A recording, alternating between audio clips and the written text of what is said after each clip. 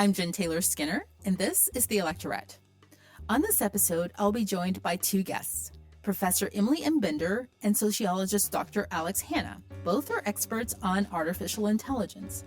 In fact, they host one of my favorite podcasts, Mystery AI Hype Theater 3000. That's the name of the podcast, and I'll put a link to the podcast in today's show notes. But I was so excited to talk to them about AI, although I did feel a little bit out of my depth from a technical perspective. Both Emily and Alex patiently answered my questions about everything from how our legislators can best protect us, their constituents, from the potential harms of AI.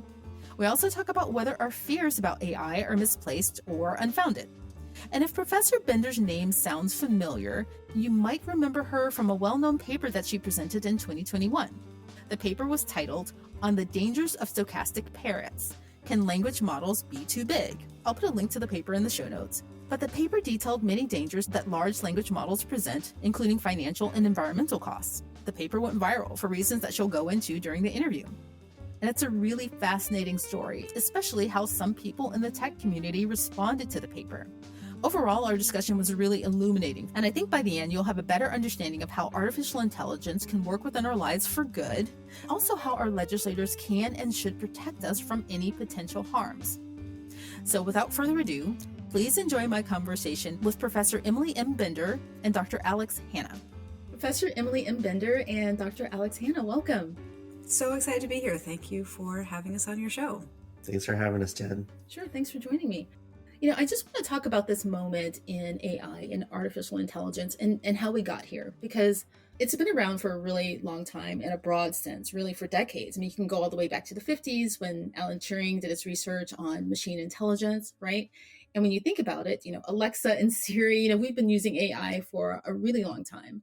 But something's happened in the past 3 to 4 years where everybody's talking about AI. And I'm not really sure what the difference has been, what made the difference in everybody talking about AI, specifically the harms. Was it the emergence of generative AI or these text to image generators? What was it specifically? So I think I want to first take issue with the idea that AI has been around for a long time. I think discourse about AI, so the sort of marketing of certain technologies as artificial intelligence is old, right? We have so Turing's thought experiment. I'm not quite sure I want to call it research. That paper is wild, by the way. And then you have it was 1956, the Dartmouth Summer Conference, where you get sort of the first organized work around what gets called artificial intelligence.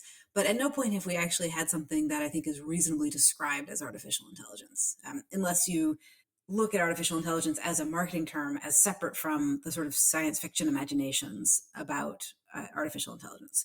But you're right that there was not any big leap in the technology in the last 5 years.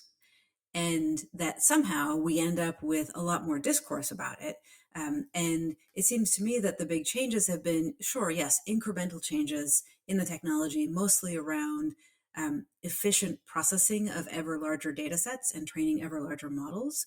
But the real big change has to do with lots and lots of venture capital backing and then pushing this stuff into the sort of public sphere through demos that anybody can play with. And that's been the big change to my mind. Yeah, I would say that the big thing was ChatGPT when that was released in November 2022. And keep in mind, we started our podcast before the release of ChatGPT, which is curious. But a lot of these GPT models were around for a while, as well as these transformer models. And given that there was this public demo, there was a lot of gee whiz around it. And so the same thing with text to image generators. Those have been around in different guises. So, for instance, generative adversarial networks have been around for a couple of years prior to the most modern of the diffusion models.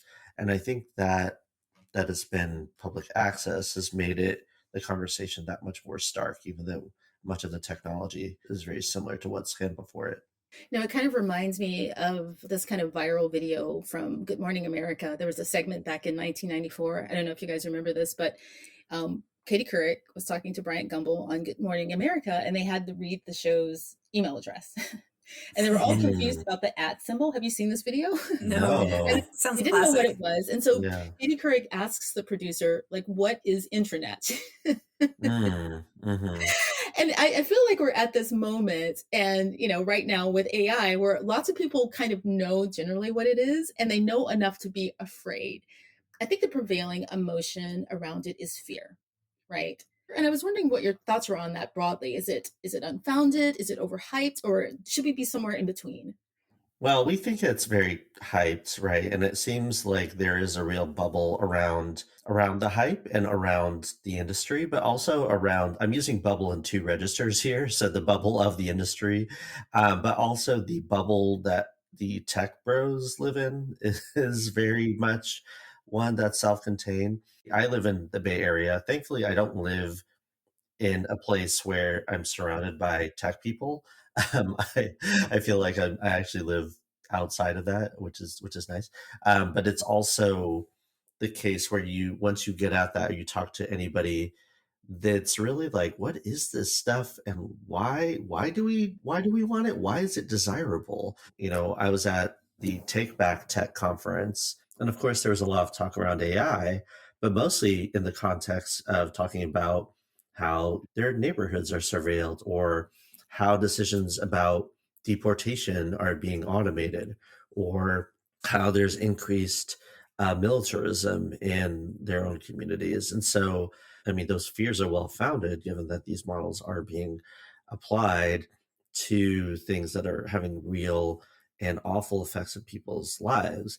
But that's not where the hype is, right? The hype is around, oh, we've got this thing and we're gonna automate these jobs, and people are gonna be able to lead these very relaxing lives. And on the other hand, we can't let it get too powerful. Otherwise, it's gonna take over and it's gonna gain sentience. And then we're gonna have a doomsday scenario.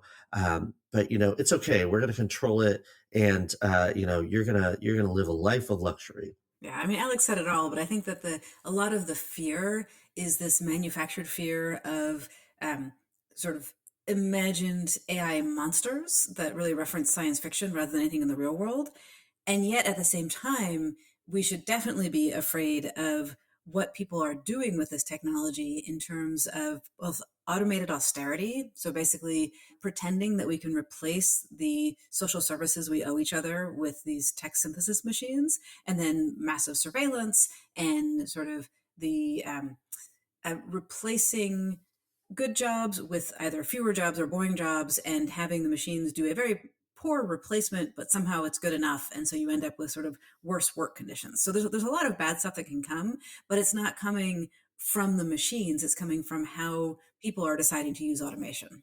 Yeah, and speaking of those tech bro bubbles, they aren't really doing much to kind of quell those fears when you have people like Musk actually saying out loud, you're not going to have a job soon. I think he Mhm. actually tweeted that a few weeks ago, right? But then also, you mentioned something on one of your podcasts. I think it was episode 15. And this kind of stuck with me. You said, what happens when the people poised to make money off of these large language models are the ones governing how they're used?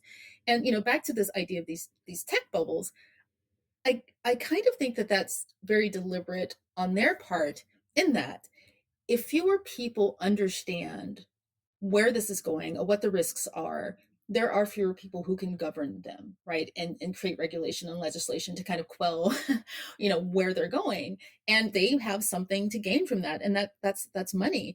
People who are in that bubble, who are in the industry, they're taking advantage of this window, this early window where people don't know enough about it to kind of stop the harms or understand the harms. Is that fair to say? I think yes and no. So there's definitely a lot of lobbying going on. There's definitely, I see a lot of cases where elected officials are sort of attending to the people who are building and selling the tech and buying into the narrative that those are the only people who understand it well enough. And so you better just, take whatever crumbs of information they give you. And we definitely saw this in Senator Schumer's AI Insight Forum series that he did, where way too many of the people invited were tech CEOs as opposed to actual experts. And we need some expertise around how the technology works, but we need a lot of expertise in terms of what it is doing in society. And when I said yes and no, the no is because researchers have been looking at this for a decade, right? Even more. If you go back to Professor Latanya Sweeney's work on discrimination and automated ad delivery, that's 2013. So there is knowledge out there about how the use of automation of this type is causing problems. And it's just a question of attending to it and basically bringing it on board as we're shaping policy, rather than falling for this claim that, oh no, tech moves too fast, the policymakers can't possibly keep up. Yeah, and I think what is happening here looks very similar to what we've seen in different domains. I mean, I think there's been a lot of attention because of all the failures at Boeing, where we've kind of turned a blind eye to the regulatory capture that's happened within Boeing and regulatory agencies. And so the idea of people who have staffed these companies then become regulators. So you have some of those same dynamics, whereas just as Emily said, you don't need people who are, know the ins and outs of how a transformer model works to actually regulate it. And we've seen some really good language coming out of agencies like the FTC that have said there's no AI loophole, right? If you're doing false advertising for what you're doing, that falls in our ambit, that falls under FTC's legislation, which allows us to regulate these things. And so really understanding the impacts, I think, has been a good way of countering these claims from the companies and their lobbyists. Yeah, you both make really good points, because I kind of fell for that claim too, that the people who are at the table on the legislative side aren't well versed enough to come up with the legislation or the regulation. But you made the point that the assumption is that the CEOs are the experts, and they aren't. So who should be at the table? Who should they be talking to? So there's a wonderful report that came out very quickly after the report from Senator Schumer's AI Insight Forums from AI Now Institute and a bunch of others that was called the Shadow Report. And they're basically looking at all of the academics and civil society folks who have been researching what's going on with the way the use of this kind of technology is impacting people in society, especially people who are at the margins. And that's the kind of expertise that we need. So it's a combination of sort of knowing what the technology can be used to do, how it's being used, but then also really understanding its social context. And I think that expertise, together with expertise in actually crafting policy that has the attendant effect, is what's needed here. So the Shadow Report, are academics behind that? It had been a mix of folks. So AI Now was one of them, but also Accountable Tech, the Center for AI and Digital Policy, but also advocacy groups like Color of Change, Just Futures Law, the Surveillance Resistance Lab. So it was a mix of academics and also advocates.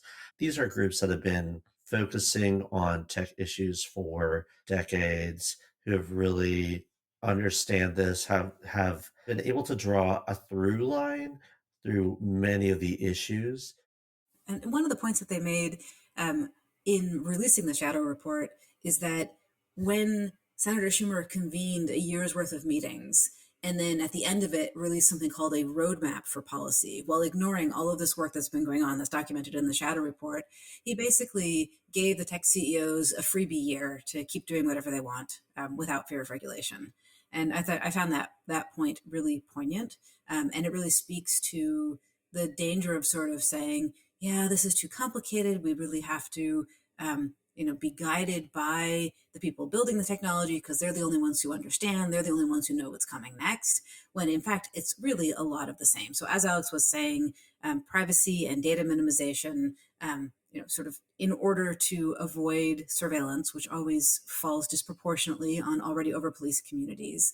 Things like environmental impact, things like reproducing biases, and then the thing that's maybe new here, but was predictable. I mean, it was something that I was talking about back in 2018, I think, is the way that synthetic media can pollute our information ecosystem. And the reason I say that, I was talking about it back in 2018, I think it was 2018, when the Mueller report was released in redacted form, there were people in our field maybe joking about using language models to, in quotes, unredact it. Because you can get a language model to say what's a likely word to fit in that hole, but that's not the same thing as unredacting something. Yeah. And at the time I said, what happens if you do that and then you put this thing out and people can't tell anymore what's the real report and what's the report with this other stuff that's been filled in. That's going to do really bad things to our ability to trust media sources. So this was predictable. It's not, you don't need the tech CEOs with their like insider knowledge of what they're planning to sell next quarter to be able to talk about what the risks are. Yeah, that seems um I mean, I'm just trying to think of like what the outcome would have been with that. So presumably that didn't happen. I did read about it, the Mueller report thing. What were they expecting to come out of trying to unredact parts of that report? Like that they expected to be, I don't know. Can you explain what they I expected? I I I I don't know. Like it was this, hey, we can do this. We can use our, and this was before we were using large language models to just generate lots and lots of synthetic text. But the way that large language models of the era, and I'm just fact checking myself, the Mueller report apparently was released in 2019. So this goes back to 2019, not earlier. But the large language models of the era were um, the sort of what's called a training task that they used to develop them was basically repeatedly giving the computer a sentence with some words that had been masked out, effectively redacted, and then the computer makes a guess and then compares that guess to what was actually redacted. And that's the system for building up this very close model of the distribution of words and text that can be used again at the time for much more straightforward use cases like improving the output of automatic transcription or improving the output of machine translation. And this idea that we could use it just sort of as open-ended question answering or to write things for us, that comes a bit later. But in the moment of 2019, it was just sort of like this, hey, I have this hammer that looks like a nail. Why not? Wouldn't this be funny? Yeah, and it wouldn't have been funny because what would have happened is that news organizations, media organizations would have taken it as fact, especially if the outcome was like sensational, right? And we Hmm. wouldn't have been able to distinguish. It would have, would have been a runaway train. Yeah, I mean, I think that some media organizations, the one that are practicing, good journalistic ethics, would not take it as fact if they had enough information at that point in time to understand what the technology was, right? That was the real big risk. I think nowadays we have two kinds of media organizations. We have the ones who would be savvy to that and would say, no, this is not factual, can't report it. And then the ones who would just want to jump on the hype train. Yeah. Yeah. Speaking of harms and in relation to large language models, I know, Emily, that you warned about the limitations of unveiling large language models behind some of these features prematurely. I know that you wrote a rather famous paper on the dangers of stochastic parrots. Can language models be too big? And I know that there was some pushback from some of these companies, specifically Google. This may be a naive question, but what do companies gain by rejecting this notion that large language models are akin to stochastic parrots? So first of all, just tell us, if you can, just succinctly, can you define stochastic parrots and that Yeah, idea?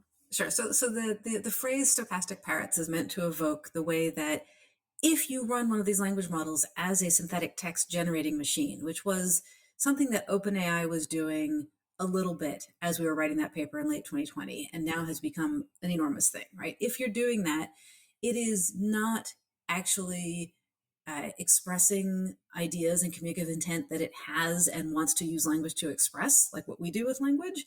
It is just haphazardly stitching together bits of its training data without reference to meaning or communicative intent. And that's what the phrase stochastic parrots is meant to evoke. No shade on actual parrots, who are lovely birds.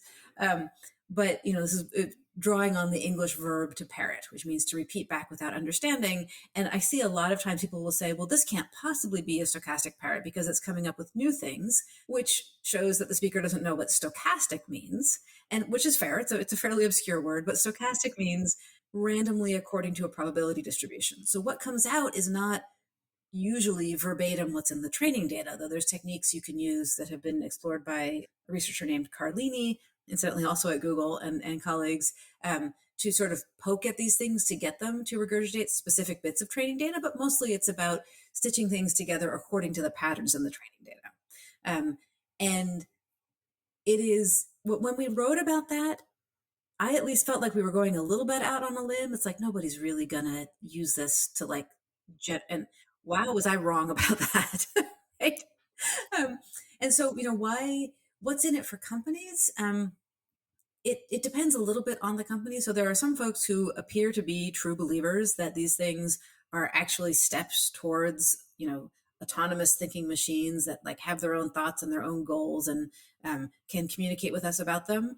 When really it's all us, right? It's all us making sense of that text. So that's one sort of part of it. The people who are deeply committed to the idea of what they call artificial general intelligence or artificial superintelligence, and the idea that large language models are a step towards that. You also have folks who I think are just looking at this as this is the big thing. This is the thing that everybody wants. We can't let these other companies, corner the market on AI. We have to get there first. And so even though people, generally speaking, aren't making money with this, it's still like, okay, we got to establish ourselves as a leader because now it's going to become the thing, and then we'll be in a position to have the monopoly or whatever. It seems like it's that. But it'd be really interesting to ask people who know more about business administration than I do. I would say that, I mean, there's a few dimensions of this, right? So first off, one of the things is that the notion of stochastic parrot, first off, unless you have access to both the output of a model and the training data, you can't really determine, if these things are more than the sum of their parts. I mean, to put it very, very simply, that, and there's a term that many of the tech companies like to use, as well as the people who are really into thinking AI is doing new things, and it's called emergence. And they're like, well, we're actually seeing this kind of notion of artificial general intelligence happen because emergence is happening. What emergence basically suggests is that there are things, or there are groups of words in the training data that are basically brand new and are being generated by the models. And you can only know that if you have access to the training data, right? I can't, if I have a machine, if I have a juicer, let's take the let's take Juicero, everyone's favorite example of a failed tech company. But like, if you have a juicer, and Juicero basically just had these packets which were juice, and I don't really understand why they had these packets that just had like baby food in them. And they're like, we're not going to tell you what's in the baby food packets, but it magically produces juice. They're like, well, no one's going to go, oh man, there was a kiwi in that packet and it produced an orange smoothie. Yeah, no, I mean, but that's the same kind of ruse, right? They're not letting you actually see what's in the juice packet. And if that metaphor makes no sense, that's fine, because I just came up with it. Also, the kind of mythology around the paper was not just around the kind of term stochastic parrots. I mean, the thing that really grounds Jeff Dean's gears, and Jeff Dean being the senior vice president at Google at the time, still is, was that the paper was reviewing a literature on environmental costs of large language models, which we've seen lots of reporting by Bloomberg, by the Washington Post, and others, building on scholarship from Emma Struble and Sasha Luciani, that these data centers that are used for training AI are just huge carbon hogs. They are producing so much carbon. They're putting incredible strains on the energy grid. There's places that were planning on sunsetting coal power plants and now are delaying that more and more because of the electricity demand by these data centers. Yeah, exactly. And even before that, like it's not like we have unlimited renewable energy at this point in Mhm. time, right? And so if you've got something that is, we're spending this much energy to train this thing, but don't worry, it's all clean renewable energy. Well, you've just displaced, as Alex was saying, people who would have used that for normal, actually more necessary energy purposes. And then we have these coal-fired power plants that are not getting sunsetted, et cetera. I think that's an overlooked impact of AI, the environmental impact. There's far less news coverage about that than, say, AI stealing your content or creating, bad images. But, I want to go back to Stochastic Parrots, that paper and the reaction to it. One infamous reaction was from Sam Altman, the CEO of OpenAI. And when the paper came out, he tweeted something to the effect of, we are all stochastic parrots or something like that. What did you make of his comment? It was I am a stochastic parrot and so are you, letter R, letter U. And I was so upset about that because basically it is a massively dehumanizing move. It's basically when we say, "Hey, look, the system that you are imagining is an autonomous intelligence, whatever that means, is actually nothing more than a synthetic text extruding machine," and they turn around and say, "Oh, well, people are just that too." It's just minimizing what it is to be human so that they can claim the thing that they built is as good as a human. And I got upset enough about that that I actually used it as the topic for a talk that became a paper. So the talk was at the International Cognitive Science Society conference, which was in Toronto in, um, I guess, 2022. Does that line up? Yes, that lines up because this is pre-ChatGPT. And the title is Resisting Dehumanization in the Age of AI. And I fought tooth and nail against the copy editor to keep my scare quotes around AI throughout that paper. Yeah, and I mean, I think this has been a kind of thing where there's a desire, either from a political economic sense or because these people really want to see themselves as godlike figures creating intelligences that rival organic brains, that there's a reduction of the human to kind of a technical or a kind of predictive output machine. And so it's not new that they're doing this. There's a person, there's a figure that we talk about a lot, and there's a kind of a character comes up a lot in the book we're writing. His name is Joseph Weizenbaum, and who's a computer scientist and who had developed this chatbot called Eliza that many people are familiar with, that operates like this particular kind of therapist.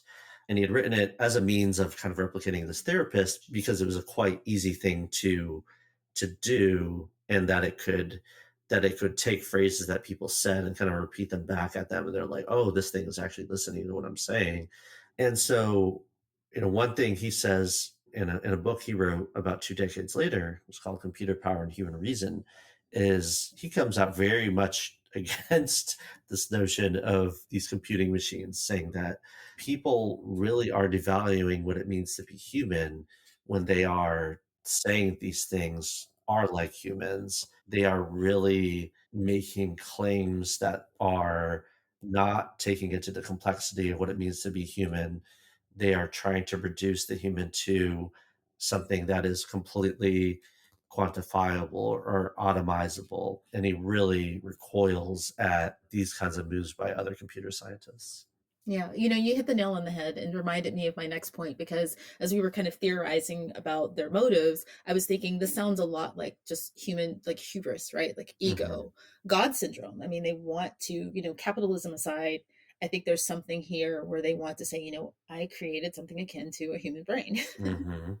I mean, I don't know, that, Yeah. and again, that's not really new. No, but last summer, and I know you did an episode on this too. I think it was July of last year, so about a year ago today. The Biden-Harris administration released a fact sheet, and the title of that was "The Biden-Harris Administration Secures Voluntary Commitments from Leading Artificial Intelligence Companies to Manage Risks Posed by AI." But there's something here that's happening, that keeps happening with these companies, where we're expecting them to make these voluntary commitments. And I know that on your episode you kind of broke down what these broader points or these broader commitments were. Can you just kind of recount those for me, and what your issues were with those? Yeah, so part of it was that it was like some of the things in there weren't even commitments to anything meaningful. It was just marketing. So it was like the last thing is something like, we commit to using this for social good or something, like just completely meaningless. But also, first of all, voluntary commitments are not regulation. And the only way to keep a corporation in check is meaningful regulation. So it felt like just so much grandstanding.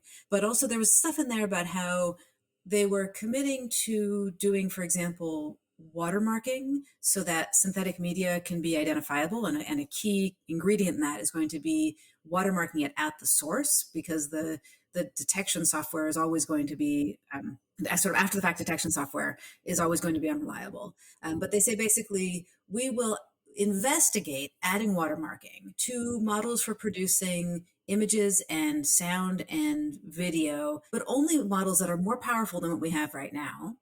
And they said nothing about watermarking text. So that felt like a huge miss to me. And then in there, it's been a while since I've looked at these voluntary commitments, but there was also some nonsense about the existential risk fantasies. So, they commit to making sure that their machines aren't going to become sentient and take over the world, right? Or no, not making sure of that, but doing research to try to combat it, I think. So it was really appalling. And especially because, I've personally had some great conversations with the White House Office of Science and Technology Policy. And there's a lot of reasonable stuff in the White House blueprint for an AI Bill of Rights. The name is not great because the rights are not rights for the AIs, right? But there's a bunch of good ideas in there. And then when they talk to the tech codes, they just come out with nonsense. Yeah, the voluntary commitments, again, that's this kind of thing where there's an entrusting sense that these companies are going to do right by us. They're going to effectively self-regulate. And many of the ways that they've established this is the kinds of things that they are promising to. Basically, they're going to test them. They're going to share this information, which, first off, in terms of testing them, companies should test them, yeah, but we should also, and this is one thing that AI Now and Accountable Tech and Epic put out in their zero trust governance framework, basically says, which is, why are we spending precious regulator resources to then ensure that companies are testing this? Why don't we just have certain uses which we just absolutely ban outright because we know that they're going to be terrible for people? But that's kind of the first one here. The companies commit to sharing information across industry and with government, civil society, and academia, which is actually quite hilarious because we've just seen less and less transparency from companies in this. I mean, if we look at to the model of social media research is basically completely shut down as companies are either rushing the market, trying to sell their data to OpenAI and others, or they've sunsetted all transparency mechanisms. So, for instance, CrowdTangle, which was a tool that allowed researchers to look into Facebook, was completely deprecated. And there was a bunch of researchers up in arms about that. They formed a coalition for academic research on tech, on social media. Twitter is completely shut down their access. Reddit shut down their access, which pissed off not only the academics, but also Redditors themselves, including moderators. But they did it because the next day they sold a bunch of the data to OpenAI, and then they IPO'd. And so, yeah, so it's just, it's absolutely, you cannot leave this in the hands of just tech companies. I mean, they're going to do the bare minimum to avoid kind of a catastrophic PR event. And even then, they're willing to eat the cost. So these companies are surely not going to keep their users safe. Right. I mean, I think we should have learned that, in the context of politics in 2016 with Facebook and Cambridge Analytica and that whole debacle, right? But I know I've asked this question in a number of ways, but I still just wonder if at some level we can chalk this up to just lack of fully understanding, what they're doing, right? I don't know. Yeah, you've answered that a few times. So I do want to there is a meme here that that I do want to touch on, because the meme is often well, these people in government, don't understand technology. And that's, it is true to some degree. I mean, we've got plenty of sound bites of who is the person when you talked about the story about email and Kitty Kirk, it reminded me of the internet. The internet is a series of tubes, and there is that lack of expertise, but that's not to say that there are a lot of people within Congress who are aides or who are regulators that understand this stuff quite well. And part of the move from companies saying, well, you just don't understand it, is a complete dodge. And I want to say from the other side, I mean, it is a willful ignorance on part of the lawmakers too. I mean, people like Schumer, really want to be buddy-buddy with the tech companies. They want to have that hand-in-glove relationship with tech companies. because, these are people who have incredible amounts of capital. And if you want to have, a group of companies to get on board with some kind of project or something that you're going to be doing down the line, then, they want to be working directly with the capitalists. So, I mean, it goes both ways there. And that's not a bad thing, right? We should want our tech companies to do well, right? Um, Well, right? I mean, to it could be us or it could be someone else, right? Like I don't know. So I disagree. I think that the what you get oftentimes in the sort of debates in policy is this notion that you can't get in the way of innovation. Like we have to sort of keep the thing wide open for innovation, and that's a lot. You see that a lot in the Schumer report. But actually, what we want to be doing is we want to be shaping innovation, right? We want to be putting energy into technology that is stuff that people benefit from, stuff that people want to use, rather than technology that's really just there to hoard the biggest possible piles of wealth and make the stock market number go up. Like if we shape the innovation towards things that we want, towards things that don't destroy our social systems, then we come out better than if we say, no, no, no, we can't possibly impact innovation in any way, right? So I think that is important to see regulation as not anti-innovation, but as channeling innovation. Fair. That's a very good point. I was having a conversation with Asosa Osa. I don't know if you know Asosa Osa. She's a disinformation expert, and she was the campaign director on Stacey Abrams' campaign. Hmm. And she became a disinformation expert because at the time, Stacey Abrams' opponent was using AI for nefarious purposes, which a lot of politicians are doing these days.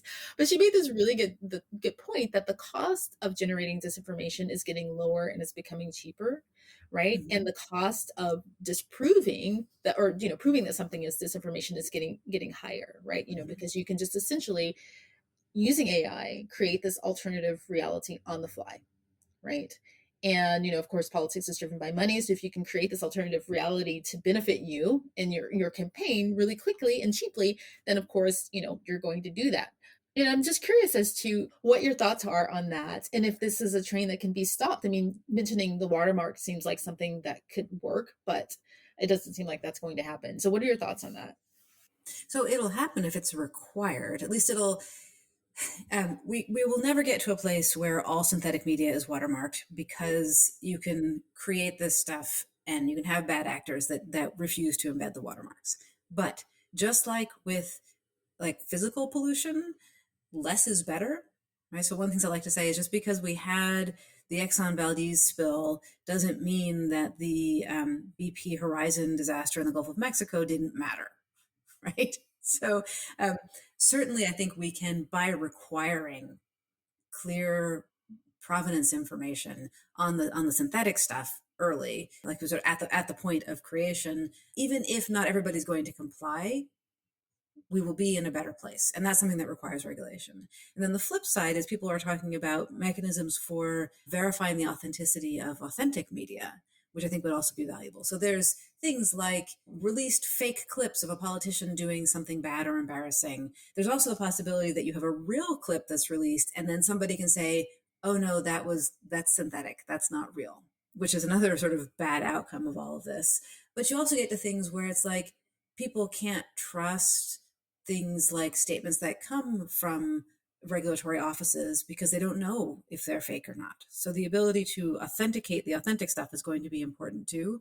And yes, to a certain extent, this stuff is out there, the technology exists, and so we have to figure out how to work around it.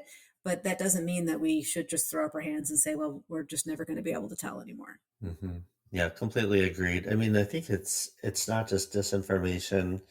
I mean, there's also a huge problem of deepfakes, of non-consensual pornography.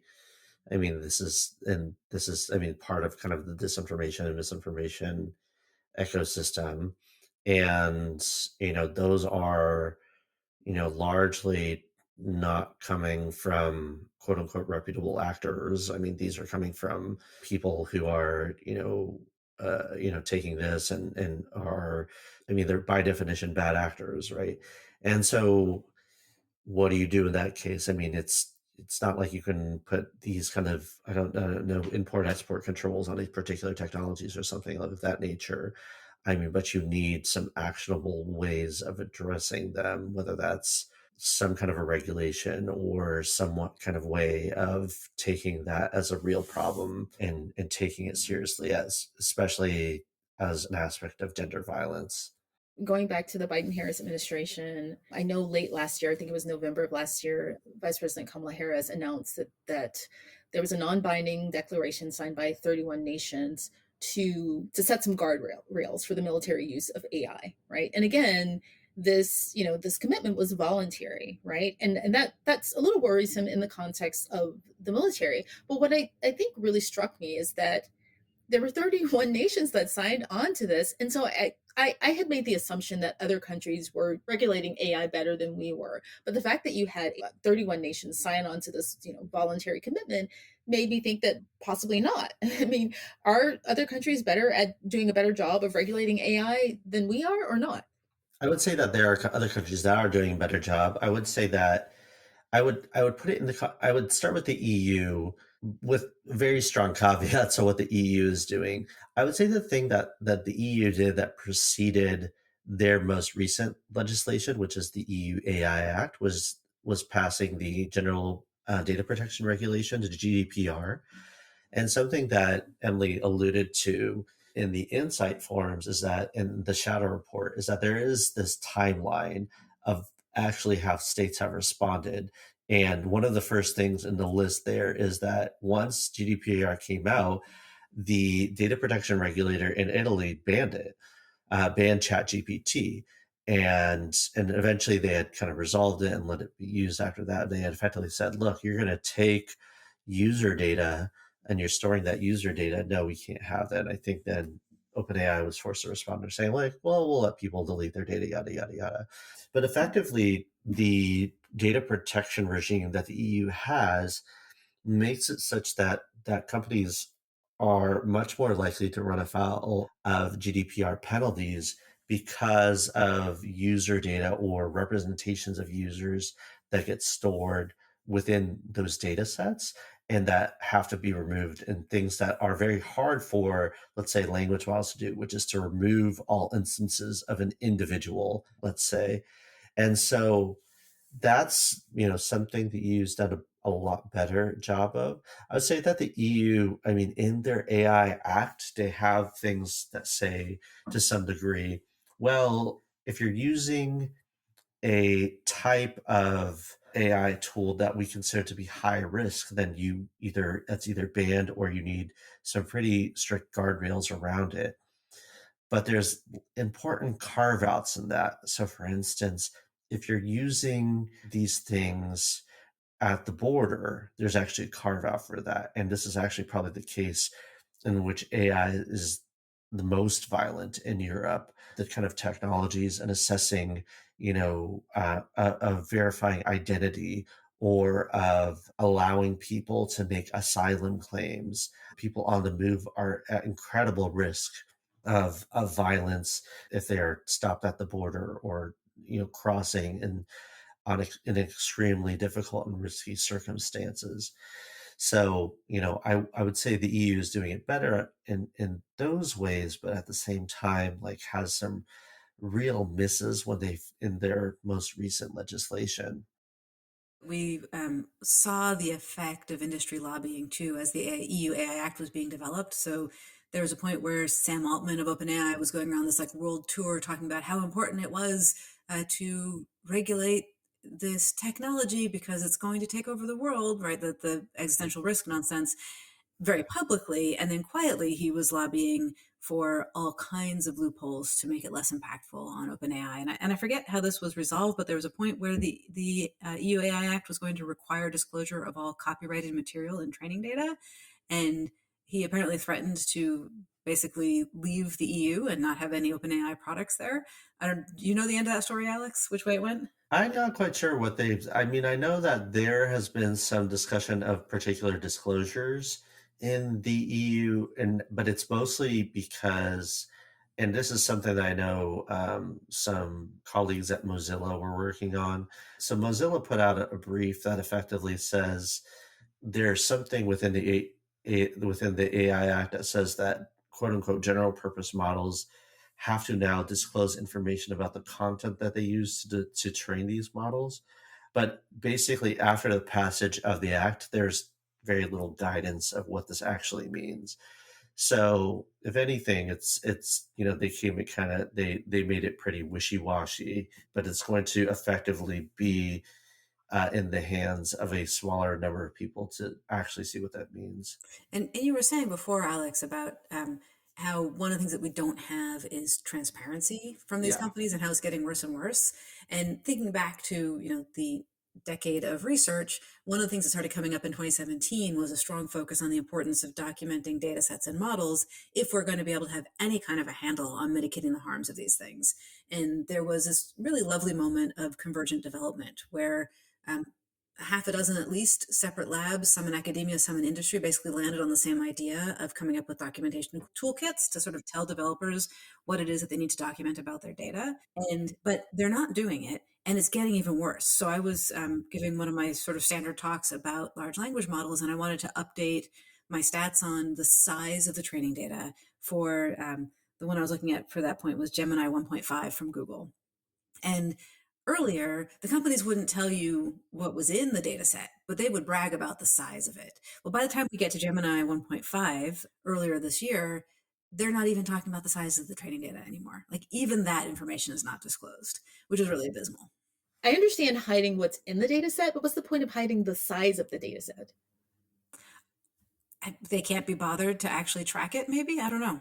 It might be that even by knowing the size of the data set, you could kind of assume what they're doing. Your guess is as good as ours.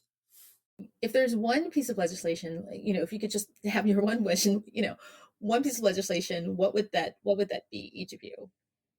I think my fundamental, like, if I could only get one, it would be a comprehensive privacy legislation at a national level that serves as a floor for the states, but not a ceiling. Yeah, I agree with that. Does it have to be existing legislation or I mean, because if I wanted to have one piece of legislation, it would be the PRO Act, uh, and I would, which is the Protecting the Right to Organize Act, because I think one of the best kinds of ways that we've seen AI governance has come from workers, and we saw that in the WGA strike. We saw that we've seen a lot of that come from nurses, and one of the things the PRO Act does is um, basically nullifies right to work laws. It also prohibits captive audience meetings. And critically, I think for data enabled work is that it prevents worker misclassification. So one of the things about AI is that, it's going to basically go hand in hand with, gigification. And, if you could overhaul and apply corrective to worker misclassification, then this kind of enticement for companies to adopt these tools becomes less and less, because you're like, well, we can fire these people and rehire them as contractors, but if they're doing work primarily for you as a single client, then something like the PRO Act will actually have them classified as your employees and guarantee them much better benefits. So for me, that takes a lot of the wind out of the sails out of something like AI. Well, yeah, okay. Well, for me, I'm going to ask myself the question. I think that if we could have some binding, something to bind them to regulating biases, right, gender and racial biases in the output of AI, and I'm not really sure what that legislation would look like, but I think that would mitigate a lot of harm. But Yeah, I think the couple things that could help there, first of all, transparency around training data, but then also there's, I think, a lot of cases where we have existing laws about discrimination that need to just be applied. And then the question is, okay, what's missing? What are the places where our existing regulations are actually not covering the ways in which these biases are harmful, and then adding something there? Yeah. Well, Dr. Alex Hanna and Professor Emily M. Bender, thank you so much for joining me. Thank you for putting up with my questions here, and just thank you for all the work you're doing. Oh, great questions. Thank you. Yeah, excellent questions, and thank you for thinking about it in this space. It's super important. Mm-hmm.